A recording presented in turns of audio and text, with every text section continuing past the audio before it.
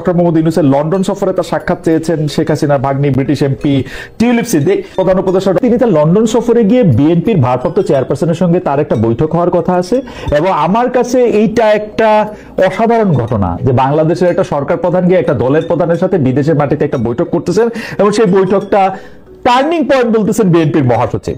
আপনি কি মনে করেন যে এটা একটা টার্নিং পয়েন্ট হবে? এক দল ডিসেম্বর এপ্রিল সেখান থেকে মাঝামাঝি কোন একটা জায়গায় আসবে, বা আপনি কি মনে করেন এই বৈঠকটা কিরকম হচ্ছে?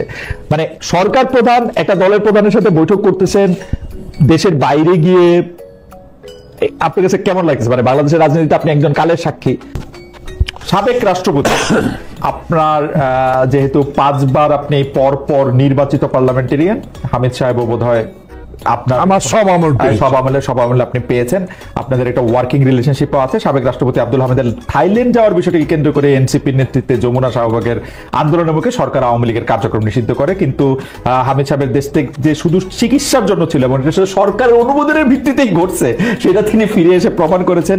বিএনপি আসলে বিষয়টি কি দেখে? আমার দৃষ্টিতে আমি বিএনপির কথা বলতে চাইবেন একজন রাজনৈতিক কর্মী হিসেবে, দেশের গণতান্ত্রিক শক্তির একজন কর্মী হিসেবে আমি এইটুকু আপনার মাধ্যমে ঠিকানার সকল দর্শক শ্রোতাকে এটা বলতে চাই, আব্দুল হামিদ নাটক এবং নায়িকা কি একজন আছেন ওই নাটক, এইসব নাটক করে কারা করছেন, এই নাটককে কারা সহায়তা করছেন, এই বিষয়গুলো তদন্ত কমিটি হয়েছে, সবকিছু। এখন ওয়ান ফাইন মর্নিং দেখি আব্দুল হামিদ সাহেব আবার লুঙ্গি পরে সশরীরে বাংলাদেশে চলে আসলেন, তাকে গ্রেপ্তারও করা হলো না। স্বরাষ্ট্রমন্ত্রী বলেছেন তার বিরুদ্ধে কোনো ওয়ারেন্ট নাই, বা এখন সেই জন্য তাকে গ্রেপ্তার করা হয় না। এটা একটা বিরাট নাটক মঞ্চস্থ হয়েছে বলে আমি মনে করি। এনসিপি কি কারণে রংপুরে আমাদের কি নাম এরশাদ সাহেবের ভাই জিএম কাদের সাহেব আমার অত্যন্ত কাছের লোক, আমরা অত্যন্ত ঘনিষ্ঠভাবে বিভিন্ন দেশে আমরা গণতান্ত্রিক পার্লামেন্ট গুলাতে গিয়েছিলাম। আমি ওনাকে মনে করি যে ওনার বাড়ি আক্রমণ হলো না হলো এবং কেন করলো, কেন মিছিল করলো, আবার আর্মির একজন ভালো অফিসার যায় দুজনকে মিলাই দিল, আবার এখানে আওয়ামী লীগ নিষিদ্ধ, অনেকগুলো প্রশ্ন আপনি করেছেন। আওয়ামী লীগের নিষিদ্ধের বিষয়ে আমাদের উপর একটা ব্লেম কেউ কেউ আমি পত্রপত্রিকায় দেখেছি যে আমরা নাকি আওয়ামী লীগ নিষিদ্ধ চাই না, আমরা বলেছি গণতান্ত্রিক উপায়ে আইনগত সব বিবেচনা করে আওয়ামী লীগকে নিষিদ্ধ করা হোক। কিন্তু আব্দুল হামিদের প্রশ্নে মিছিল করে এই আওয়ামী লীগকে নিষিদ্ধ করা হলো, কিন্তু গভর্নমেন্ট কি করলো? আব্দুল হামিদের মতো একটা লোক, এটা খালেদ মহিউদ্দিন বা জয়নুল আবদিন ফারুক না যে একটা কোনো ফাঁক ফকির দিয়ে আমি চলে গেলাম প্লেনে উঠে গেলাম, কি করে? তাহলে গভর্নমেন্ট জানে, তাহলে গভর্নমেন্ট এই নাটক মঞ্চস্থ করে এনসিপি দিয়ে আওয়ামী লীগ নিষিদ্ধ করানো, এটা তাদের বিষয়, আমাদের কোনো বিষয় না। টাসও আমি দেখেছি, আপনাকে ইন্ডিপেন্ডেন্টও দেখেছি, আপনাকে সাংবাদিকতার জগতেও আমি দেখেছি। সেখানে এই প্রশ্নের উত্তর এইভাবে আমি দিতে চাই, উনি লন্ডনে গিয়েছেন, প্রধানমন্ত্রীর সাথে সাক্ষাৎ করবেন, অফিসিয়ালের সাথে সাক্ষাৎ হবে, তা আমাদের নেতাও সেখানে আছে। এখন অনুমতিটা তো ওনার পক্ষ থেকে। উনি যদি মনে করেন যে তারেক রহমান একটা বৃহত্তম রাজনৈতিক দলের ভারপ্রাপ্ত চেয়ারম্যান, দীর্ঘ 16.5 বছর দেশের বাইরে গণতান্ত্রিক আন্দোলনে তার দলের প্রতি যে সাংগঠনিক শক্তি যোগানদাতা হিসেবে উনি ইতিমধ্যে যে সুপরিচিতি লাভ করেছেন, পরিচিত অবশ্যই আছেন, সে শহীদ জিয়া জ্যেষ্ঠ সন্তান, খালেদা জিয়া জ্যেষ্ঠ সন্তান, সেখানে ওনার সাথে উনি সাক্ষাৎ করতে পারেন। অভিলাষটা তো ওনার থেকে। আমরা তো তারেক রহমানের পক্ষ থেকে, আমার মহাসচিব মহোদয় বলেন, আমাদের দপ্তরে যে নিয়োজিত আছেন মুখপাত্র অ্যাডভোকেট রিজভী আহমদের পক্ষ থেকে তো চিঠি দিয়ে প্রধান উপদেষ্টার কাছে জানাই নেই যে আমরা তারেক রহমান আপনার সাথে সাক্ষাৎ চাই, এবং প্রধান উপদেষ্টার মধ্যে নিজের গুণে নিজেই অভিলাষ প্রকাশ করেছেন যে আমি যদি লন্ডনে যাই তাহলে আমি তারেক সাহেবের সাথে সাক্ষাৎ করতে পারি। মানে এটা কতটুকু এখনো আমি নিশ্চিত না, কিন্তু আপনার অ্যাডও আমি দেখেছি যে আপনিও আমাকে প্রশ্নটা করবেন আগেই মানুষ বলা হচ্ছে যে লন্ডনে যাচ্ছেন অন্তর্বর্তীকালীন সরকার প্রধান, আর সেখানে আছেন বৃহত্তম রাজনৈতিক দলের প্রধান ভারপ্রাপ্ত চেয়ারম্যান তারেক রহমান, এটার সৌজন্য সাক্ষাৎ দিতে পারে। তাই আমার প্রশ্ন উল্টো আপনার কাছে, আগে দুইজনের আলোচনাটা হোক, দুইজনে কি কথাবার্তা বলেন, নিশ্চয় প্রেসে আসবে, তখন সময় বলে দুইবার আবার বসবো ঠিকানার এই স্থানে, তখন ওকে ওকে ঠিক আছে। মানে অনেকগুলি প্রশ্ন কিন্তু ভবিষ্যতের জন্য জমা হয়ে থাকলো ফারুক ভাই, কিন্তু আমি একটা দিকে আপনার একটু দৃষ্টি আকর্ষণ করতে চাই। এইটা একটু জুলাই আন্দোলন, আগস্টে আওয়ামী লীগ সরকারের পতনের সবচেয়ে বড় আমি দেখি যে সবচেয়ে বড় সুবিধা যে পেয়েছে সেই দলটি হচ্ছে বিএনপি। 15 বছর আন্দোলন, দমন পীড়ন, নানা ধরনের সব জায়গায় গেছে। এখন এই মুহূর্তে আপনারা ক্যাবিনেটে নাই, কিন্তু বাকি সব জায়গায় আছেন, আপনারা মামলা মুক্ত হয়েছেন। যেটা যে সময় পারেননি, সেই ডিবির বিপ্লব বা হারুনের বিরুদ্ধে আপনি মামলাও করেছেন মানিক মিয়া এভিনিউতে নির্যাতিত হওয়ার ঘটনায়। আপনাদের নেতাকর্মীরা হারানো ব্যবসা বাণিজ্যও কিন্তু ফিরে পেয়েছেন। মাঠঘাট বিএনপির উপর দিয়ে কথা বলার এখন কেউ নেই। এত সুবিধা পাওয়ার পরও কেউ কেউ যে আপনাদেরকে বলে যে জুলাইয়ের যে স্পিরিট বা জুলাইয়ের ঘটনাটা যারা ঘটাইলো সেই ছাত্রদের প্রতি আপনারা এক ধরনের আক্রোশ দেখাচ্ছেন, তাদেরকে একটু হতশ্রদ্ধা করছেন, কিছুটা সময় বাদ দিতে চাচ্ছেন, কিছুটা সময় ভাসিয়ে দিতে চাচ্ছেন, কি করে সেটা নাই বললাম। তো এইটা কেন, কি মনে হয় মানে ফারুক ভাই? কেন উত্তর আমি দিব, যেহেতু উপস্থাপক প্রশ্ন করেছেন, উত্তর না দিলে আমারও মনে দুঃখ থেকে যাবে।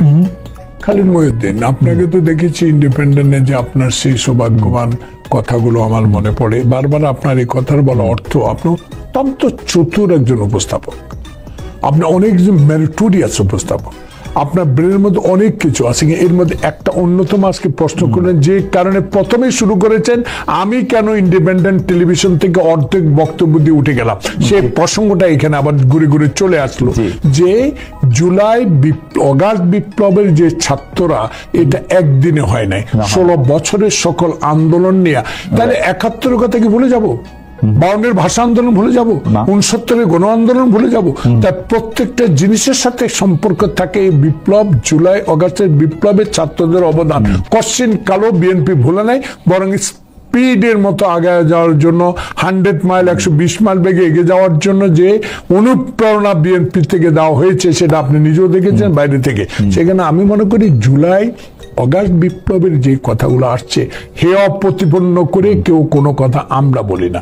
আপনি দেখুন, এই বাচ্চারা যখন দল করে, বাচ্চা আমি বলবো না, তারা অবশ্যই এখন 18-এর উপরে, তো সে কারণে তারা মন্ত্রণাও দায়িত্ব পালন করেছেন অনেকে, সে কারণে তারা এখন ইয়াং হলেও তারা কিন্তু, আমরা দল করার পরে আমাদের দল থেকে অভিবাদন জানানো হয়েছে আন্তরিকতার সহিত, তারা যেন দেশবাসীর কাজ করতে পারে, তরুণ সমাজে এগিয়ে নেবে বাংলাদেশ, এটাই তারেক রহমান সমর্থন করেছিল। কিন্তু আমি খালিদ মহিউদ্দিন, আপনি আমার বয়সে আমার তামান্না আমার বড় মেয়ের সমান, একই। তো সেখানে আপনাকে আমি জিজ্ঞেস করব, খালিদ মহিউদ্দিন কেমন আছেন? আসসালামু আলাইকুম। আপনি পাশ কাটিয়ে চলে যাবেন, অপমান করবেন, অপদস্থ করবেন, এমন কথা বলবেন যে কথাগুলো আমাদের মনে আকৃষ্ট করে, অন্তরে দুঃখ পায়। সেই কথাগুলোর জন্য যদি আমরা উত্তর দিই, এটাতে মনোকষ্ট পাওয়ার কোনো কারণ নেই। কিন্তু রাজনৈতিক ক্ষেত্রে যা বলবে সেটা উত্তর আমরা অবশ্যই দিব। সেই কারণে দিব যে শহীদ প্রেসিডেন্ট জিয়াউর রহমান যদি স্বাধীনতা ঘোষণা না করে, সেদিন ভুট্টো আর শেখ মুজিবের আলোচনার পর দেশে যে অবস্থার সৃষ্টি হয়েছিল, যখন পাকিস্তানিরা পূর্ব পাকিস্তানের মানুষের উপর আক্রমণ চালালো, তখন কে বা কারা বাংলাদেশের স্বাধীনতার ঘোষণা করেছে, সেই কথাগুলা আমরা আলোচনা আনলেই যখন যদি মনে করে ওটা সত্যিকার ঘটনা না, রাজাকার আলবদর যেটা ফ্যাসিস্ট সরকার বলে আসতো, কবর সরিয়ে দিব, ব্রিজ ভেঙে দিব, এইসব কথাগুলো আমরা এখন এবার বলতে চাই যে ছাত্র জনতার বিপ্লবে যে সরকার, পতিত সরকার, নির্বাচনকে বানচাল করার সরকার, সংবিধানকে লঙ্ঘন করার সরকার, স্বায়ত্তশাসিত সংস্থাগুলোকে ধ্বংস করার সরকার বিদায় নিয়েছে কি জন্য? একটি সুষ্ঠু নির্বাচন, দেশে গণতন্ত্র ফিরিয়ে আনা। সেই গণতন্ত্র ফিরিয়ে আনার জন্য যদি ছাত্র সমাজ যে কোনো দলের সাথে ঐক্যমত পোষণ করে, আমরাও তাদের সাথে ঐক্যমত পোষণ করব। এটা একটু ট্রিকি, কারণ ছাত্র সমাজ যে আন্দোলনটা করলো যে সরকারটার এগেনস্টে বা যে দলটার এগেনস্টে, আওয়ামী লীগ, সেই দলটার এগেনস্টে তারা বলতেছে তারা রক্তের বিনিময়ে তাদের আসলে কিছু মৃত্যু, যেটা আসলে আপনারাও স্বীকার করেছেন, কিছু মৃত্যু, কিছু আত্মত্যাগের চেয়েও এটা অনেক বড় হয়ে সারা বাংলাদেশের জন্য এটা হয়েছে। 16 বছরের বিএনপির আন্দোলন বা দমন পীড়নের কথা কেউ শেয়ার করে না, কিন্তু তারা গিয়ে কিন্তু আসলে রক্তের মূল্যে তাদের নাম লিখে আসছে সেখানে, সেটা আপনারাও সবার আগে বলছেন। আমি ছাত্রদের কথা বলতেছি, কিন্তু আপনি যেটা বললেন সেটার সাথে আমি দ্বিমত করতেছি না। আপনি খালি আপনার দলের অ্যাকশনটার কথা আমি আপনাদের মনে করে দিতেছি। আপনার দলের কিন্তু বক্তব্যের জন্য বিএনপির 2জন সিনিয়র নেতাকে দলের পক্ষ থেকে সতর্ক করে দেওয়া হয়েছে। আপনি জানেন যে এইটা বলা হয়েছে অসংলগ্ন বক্তব্যের দায়, এবং সেই অসংলগ্ন বক্তব্য যে দেওয়া হতেছে এর কখনো এটা টার্গেট হচ্ছে এনসিপি কখনো এটা টার্গেট হচ্ছে সরকার। বিএনপির আপনারাই এটা অ্যাকনলেজ করছেন, এটা তো ওদেরকে আর এরকম দোষ কি দেয়া যায়? সরকার কি আমার শত্রু? সরকার তো আমার শত্রু না। ইউনূস কি আমার শত্রু? ইউনূস একজন নন্দিত ব্যক্তি, বিশ্বের দরবারে বাংলাদেশকে পরিচিত লাভ করার মতো একটা বিজ্ঞমান ব্যক্তি প্রফেসর ইউনূস। সকল দলের ঐক্যমতের ভিত্তিতে তাকে এই পদে বসানো হয়েছে। উনি জোর করেও আসেন নাই, হাসিনা পতনের পর নিজে হেঁটে আসেন নাই, সকল দলের মিলিত অনুরোধের ভিত্তিতে তাকে বসানো হয়েছে। উনি আমাদের শত্রু না। এনসিপি যে নতুন দল, তারাও আমার শত্রু না। তারা আমাদের সন্তানের মতো দেশে এগিয়ে যাবে এবং দেশে সরকার গঠন করার মতো দল গঠন করবে। কিন্তু একটা বিষয় আমি এখানে আপনার সাথে একমত হতে পারছি না, যে আমাদের শত্রু এই সরকারও না, এনসিপিও না। আমরা শুধু মনে করিয়ে দিতে চাই যে নির্বাচন পদ্ধতিকে 2014 সাল থেকে ধ্বংস করে দিয়ে দেশে বিরাজমান রাজনৈতিক সংকট সৃষ্টি করে সকল ক্ষেত্রে বাংলাদেশের রাজনীতিকে ধ্বংস করে দিয়েছিল, সেই নেতৃত্ব এখন নাই। সকলে গ্রহণযোগ্য যে ব্যক্তিটা বসিয়েছেন, 10.5 মাস কিন্তু সময় লাগার কথা না খালিদ মহিউদ্দিন। আপনার মতো একজন বিজ্ঞবান সাংবাদিক যদি বয়সে ছোট হতে পারেন, কিন্তু বুদ্ধি আমার চেয়ে অনেক বেশি। আপনি নিজে বসে বসে একটু চিন্তা করেন না, যদি শাহাবুদ্দিন 3 মাসে একটা নির্বাচন উপহার দিতে পারে, হোয়াই নট ইউনূসের মতো একটা লোক যিনি গ্রহণযোগ্য, যিনি 10.5 মাসের পরও নির্বাচনের ডেট নিয়ে এখনো আমাদের কথা বলতে হয়, ওনাকে কথা বলতে হয়। অভয় দিলে আমি কইতে পারি এর জন্য দায়ী হচ্ছে বিএনপি। আমি উত্তর দেব না, আপনি বলতে, আমি উত্তর দেব। আমি কেন বলতেছি সেটা বলেন।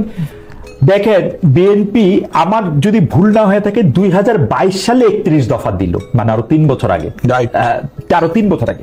সেই 31 দফার মধ্যে যা যা কিছু আছে তা কিছু নিয়ে কিন্তু এই সরকার কিছু সংস্কার করতে চাইল। বিএনপি প্রথম থেকেই সেই সংস্কারগুলির বিপক্ষে একটা অবস্থান নিয়ে আসছে, এবং মানে বিএনপি কিন্তু এই সংস্কারটাকে দেরি করাইতে গিয়া বা সংস্কারটা না করতে গিয়েই কিন্তু অনেক কাজকর্ম এটা করা সম্ভব হয়। আমি আপনাকে ধরে ধরে বলতে পারি যে 1 নম্বরে ছিল সংবিধান সংস্কার কমিশন গঠন, সম্প্রীতিমূলক সমন্বিত রাষ্ট্রসভা প্রতিষ্ঠা, জাতীয় সমন্বয় কমিশন গঠন, নির্বাচনকাল দল নিরপেক্ষ তত্ত্বাবধায়ক সরকার ব্যবস্থা পুনর্বর্তন, রাষ্ট্রের ক্ষমতার ভারসাম্য প্রতিষ্ঠা, প্রধানমন্ত্রীর দায়িত্ব পালনের সময়সীমা নির্ধারণ, আইনসভা উচ্চ প্রবর্তন। I can go on and on and on. এই 31 দফার মধ্যে যা কিছু আছে আমি খুব মনোযোগ দিয়ে পড়ে দেখছি। এর বাইরে কিন্তু আমার শ্রদ্ধেয় প্রফেসর আলী রিয়াজ খুব রেডিক্যাল কোনো কিছু একটা বলতেছে, এরকম কোনো কিছু আমার মনে হয় নাই। কিন্তু বিএনপি সংস্কারের বিপক্ষে একটা অবস্থান নিয়ে ব্যাপারটা সংস্কার না নির্বাচন এরকম একটা জায়গায় নিয়ে গেছে। আমি তো আগে বলেছি এইসব প্রশ্নের সম্মুখীন আমাকে হতেই হবে। কার সামনে? খালিদ মহিউদ্দিন। অত্যন্ত বিচক্ষণ ব্যক্তি, বিচক্ষণ প্রশ্ন, এটা আমি ঘাবড়াই না।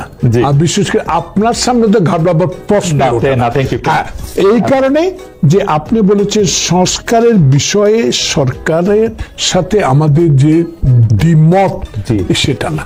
প্রশ্ন হলো সময়। 31 দফা 22 এখনো আছে, তাহলে 31 দফার মধ্যে নির্বাচন মুখী যে সংস্কারটা আমার প্রয়োজন, সেই সংস্কারের মধ্যে দিয়ে বাংলাদেশে আন্দোলনরত সকল রাজনৈতিক দলের ঐক্যমত একটাই, যে আপনার দেরি না করে সংস্কার, শুধু নির্বাচন বা সাংবিধানিক কিছু সংস্কার করে পুরো 31 দফা তো আমি সরকারে যদি গঠন করতে পারি আমি করব। আপনারা তো সময় লঙ্ঘন করে, সময় নষ্ট না করে এত পুরা নতুন নতুন কমিশন, নতুন নতুন সংস্কার নিয়ে নির্বাচন বিলম্বিত হচ্ছে বলে জনগণ মনে করে বিধায় বিএনপি নির্বাচনের তারিখটা চায়। আপনি ফারুক ভাই, আপনার কাছ থেকে তো আমি অনেক কিছু শিখি। দেখেন, আমার ধারণা এই 31 দফা বিএনপি যা করছে, আমি আপনাকে 8 নম্বর দফাটা আমি আপনাকে পড়া শোনাই। দেখেন এই সরকারের কি করার আছে যদি সে এইটা করতে চায়, এবং আমার ধারণা এই সরকার বিএনপির থেকে শিখে এটা করতে চাইছে। এইটার হেডিং হচ্ছে নির্বাচন কমিশন ও নির্বাচন ব্যবস্থা সংস্কার এবং সংশ্লিষ্ট আইন ও বিধি সংশোধন, রাজনৈতিক দলসমূহের মতামত এবং বিশিষ্ট জনের অভিমতের ভিত্তিতে স্বাধীন, দক্ষ, নিরপেক্ষ, গ্রহণযোগ্য, দৃঢ়চিত্ত ব্যক্তিদের সমন্বয়ে একটি কার্যকর নির্বাচন কমিশন গঠন করিবার লক্ষ্যে বর্তমান প্রধান নির্বাচন কমিশন অন্যান্য নির্বাচন কমিশনার নিয়োগ আইন 2022 সংশোধন করা হইবে। এইটা সংশোধন করতে হবে। ইভিএম নয়, সকল কেন্দ্রে পেপার ব্যালটের মাধ্যমে ভোট প্রদান নিশ্চিত করতে হবে। আরপিও অ্যাবসলিউটলি নির্বাচন কমিশন, সংস্কার কমিশন বসে বসে যেগুলি কথা বলছে সেই সবগুলি কথা আপনাদের একটা দফার মধ্যে আসে। এগুলি না করে নির্বাচনটা দেয়া কি ঠিক হবে? বিএনপি তো এটা না চাওয়া উচিত। আচ্ছা, এই যে বললাম বিচক্ষণ ব্যক্তি বিচক্ষণ প্রশ্ন, উত্তর আমি কতটুকু দিতে পারবো জানি না, আমি তো একজন আপনার সামনে অনভিজ্ঞ। আর এই যে বিষয়টা আপনি উল্লেখ করে বললেন, প্রত্যেকটা লাইন আমি সমর্থন করলাম, কিন্তু কারো টাকা মাফ করে দেওয়ার জন্য না, কাউকে ক্ষমতা বসিয়ে দেওয়ার জন্য না, কাউকে দিয়ে একটা নতুন রাজনৈতিক দল গঠন করার জন্য না, কাউকে আবার ক্ষমতায় বসিয়ে দেওয়ার জন্য একটা নতুন রাজনৈতিক দলকে সমর্থন করার জন্য না। এইসব সংস্কারগুলো যেটা খুবই প্রয়োজন সেগুলা করে নির্বাচিত প্রতিনিধিদের ক্ষমতা দেওয়ার পরে আমাদের এইগুলা যদি অন্য দল রাজনৈতিক ক্ষমতা যায় তারা করবো, নাহলে আমরা করবো। তাহলে বিলম্বিত অর্থ 111। আমি আমার দৃষ্টিতে আমার মতামতের ভিত্তিতে একজন রাজনৈতিক কর্মী বিএনপির সমর্থক হিসাবে 5 বারে আমার গুণে আমি কিন্তু এমপি হই নাই। 5 বার আমি ধানের শীষ, শহীদ জিয়ার আদর্শ, খালেদা জিয়ার আপসের নেতৃত্ব, তারেক রহমানের সাংগঠনিক শক্তির উপর নির্ভর করে আমি 5 বার পর একবারও হারি নাই। তাই খালিদ মাহমুদ, আমার প্রশ্ন, এই লম্বা সংস্কার দিতে গিয়ে অনেক সময় প্রয়োজন হয়ে যাবে। দেখবেন যে আমরা ডিসেম্বরে চাইছি 2026 ডিসেম্বর হলো না। মনে না আপনার যদি প্রথম থেকে সহযোগিতা করতে তাহলে এতদিন এগুলি হয়ে